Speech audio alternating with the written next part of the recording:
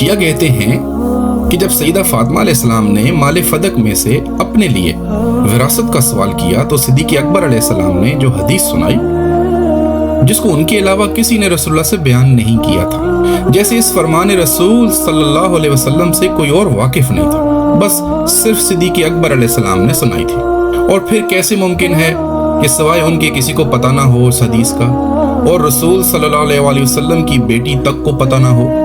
تو اس بنیاد پر وہ سیدنا صدیق اکبر علیہ السلام پر الزام دھرتے ہیں کہ نعوذ باللہ یہ انہوں نے خود سے وضع کر لی تھی۔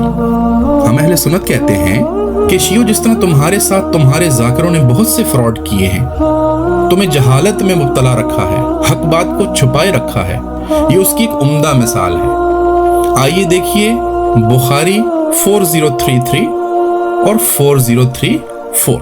جب سیدنا فاروق اعظم علیہ السلام کے پاس مال فدق پر رسول صلی اللہ علیہ وسلم کے سگے چچا عباس علیہ السلام شکایت لے کر آئے علی علیہ السلام کے بارے میں، جبکہ ان کا آپس میں فدق پر جھگڑا ہو گیا تھا، تو فاروق اعظم علیہ السلام نے بہت ہی احسن طریقے سے اس معاملے کو دیکھا اور کمال کیا۔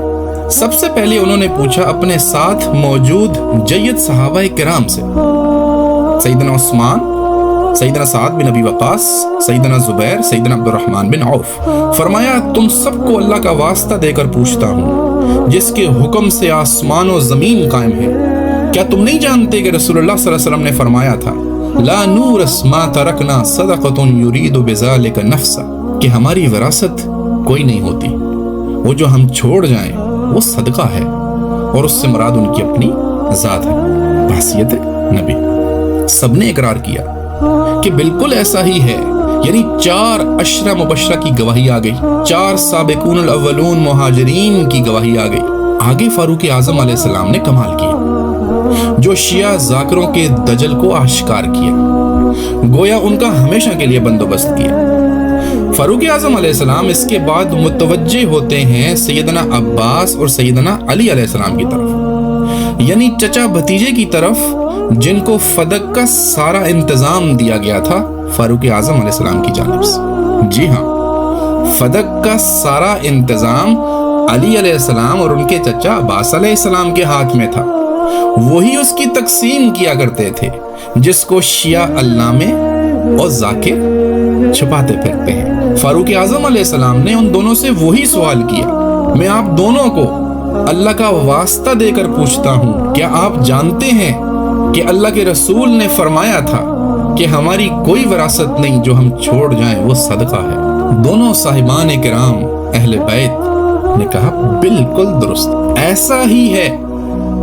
آپ دیکھیں کہ اس ایک روایت میں فاروق اعظم علیہ السلام کے علاوہ گواہی دینے والے اور کتنے لوگ ہیں۔ ساتھ ہی بخاری 4034 میں سیدہ عائشہ پاک علیہ السلام بھی دیگر ازواج رسول و امہات المؤمنین کو یہ حدیث سنا رہی ہیں، یعنی وہ بھی جانتی ہیں اور ان کی بھی گواہی آ گئی۔ معلوم ہوا اس حدیث پر گواہی دینے والے صرف سیدنا صدیق اکبر علیہ السلام نہیں تھے، بلکہ اس فرمان رسول پر گواہی دینے والے علی تھے، عباس تھے، عثمان تھے، سعد بن ابی وقاص تھے، زبیر بن العوام بھی تھے، عبد الرحمن بن عوف بھی تھے۔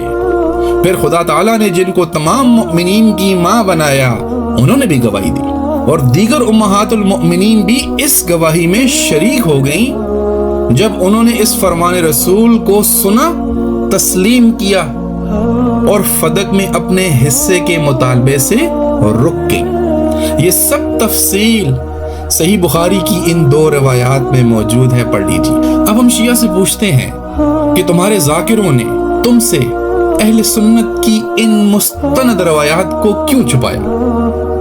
تمہیں ناراضگی والی ہی کہانیاں سنا سنا کر کیوں پاگل کیا؟ تمہیں صرف ماتم پہ کیوں لگا دیا؟ تمہیں صرف رونے دھونے پہ کیوں لگا دیا؟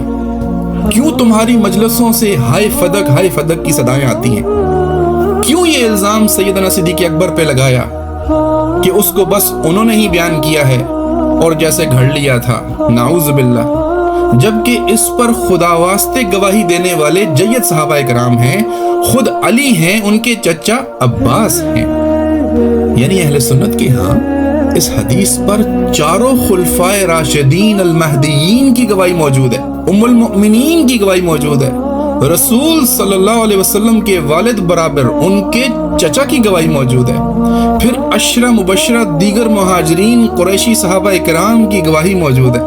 معلوم ہوا شیعہ ذاکروں اور علاموں نے ہمیشہ کی طرح پھر سے فراڈ کیا ہے، دھوکہ دیا ہے اور اپنی عوام کو گمراہ کیا ہے۔ ہم اہل سنت حق بات کو بیان کرتے رہیں گے تا وقت کہ یہ فتنہ رافضیت ہمیشہ کے لیے دفن ہو جائے۔